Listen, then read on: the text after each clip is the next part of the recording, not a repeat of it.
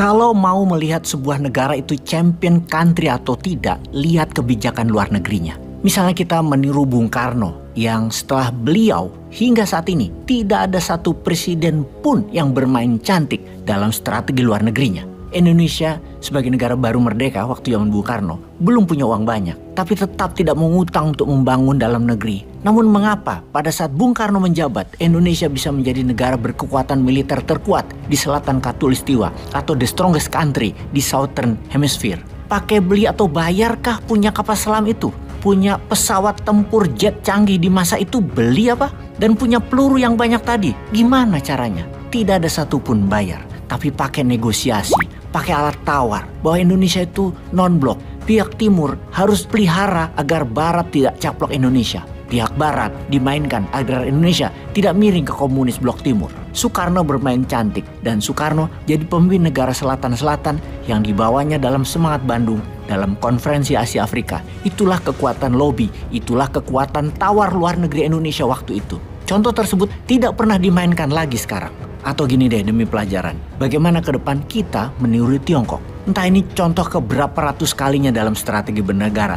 Namun ya bosman harus sabar ya. Pasti suatu saat pada ngeh juga apa yang dimaksud dengan kebijakan luar negeri kita sebaiknya ke depannya. Bagaimana yang untuk membuat Indonesia menjadi negara champion. Kita ke Afghanistan. Negara yang mengalahkan Amerika lari terbirit-birit di bulan Agustus 2021 dengan meninggalkan peralatan perang senilai lebih 5 billion dolar. Dan pejuang mujahidin yang sekarang bercampur jadi Taliban mengalahkan Uni Soviet di tahun 1991 yang juga menyebabkan rentetan peristiwa yang meruntuhkan Uni Soviet. Sekarang Tiongkok menaklukkan Afghanistan. Ingat, Tiongkok tidak pernah berperang untuk mengambil sumber daya alamnya. Cukup pejabatnya dimainkan dengan cuan di muka dan ubah kebijakan yang menguntungkan Tiongkok. Lalu diambil harta kekayaan negara tersebut.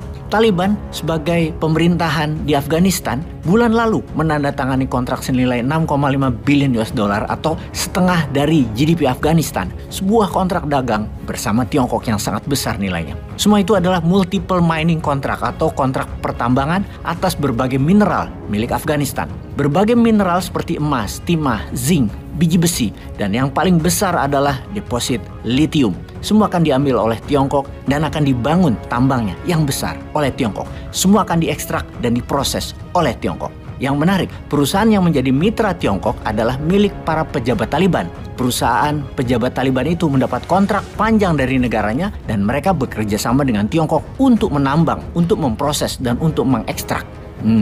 Kayak kenal ya strategi beginian. Di negara mana ya?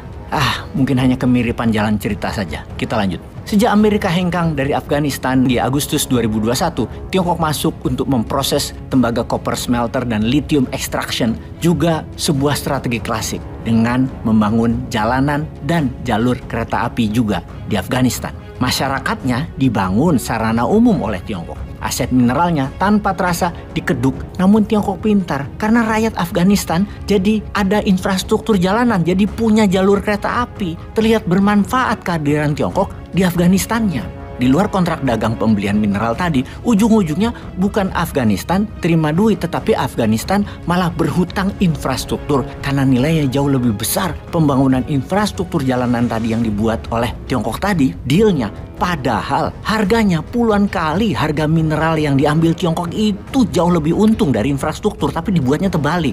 Namun biasa, yang diambil timah, thorium nggak dibayar. Kan orang Afgan nggak ngerti beginian, apalagi pejabat Taliban. Apa isi yang diangkut tuh nggak ngerti. Ya katakan koper diangkut, tapi ada platinum di sana. Mereka kan nggak tahu ada platinum.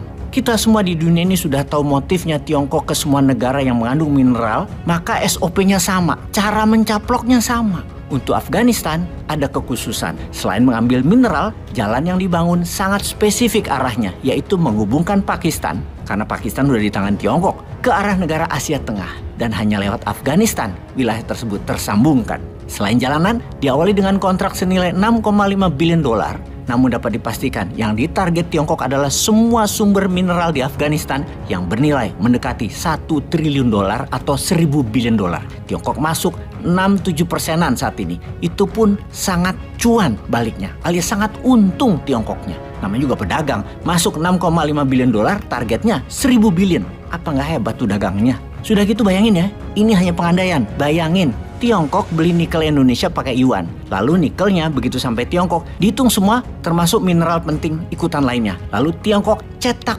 uang berdasarkan precious metal atau metal berharga itu. Duitnya buat bayar lagi produk Indonesia seperti nikel, bauksit, pakai yuan. Lalu masuk lagi ke Tiongkok, mineral tadi, cetak yuan lagi. Jadi mineral Indonesia dipakai buat cetak yuan. Kita dapat kertas, mereka dapat mineral. Begitu juga Tiongkok di Afghanistan. Mereka cetak yuan, pakai mineral Afghanistan. Lalu yuan di tangan Afghanistan tadi dibalikin lagi ke Tiongkok buat nyicil jalanan infrastruktur. Lalu duitnya masuk lagi ke Tiongkok buat bayar mineral Afghanistan lainnya. Begitu terus sampai habis 1000 billion mineral Afghanistan. Senilai yuan tentunya. Ujung-ujungnya Afghanistan gak dapat apa-apa. Infrastruktur juga sampai kapanpun gak lunas-lunas. Harta mereka pindah ke Tiongkok. Afghanistan habis itu miskin lagi. Ya, tapi kan ini seandainya. Kita hanya berandai-andai, hanya ngebayangin gitu loh. Mudah-mudahan gak kayak gitu. Aslinya, piye lah, gak tahu gua. Peace.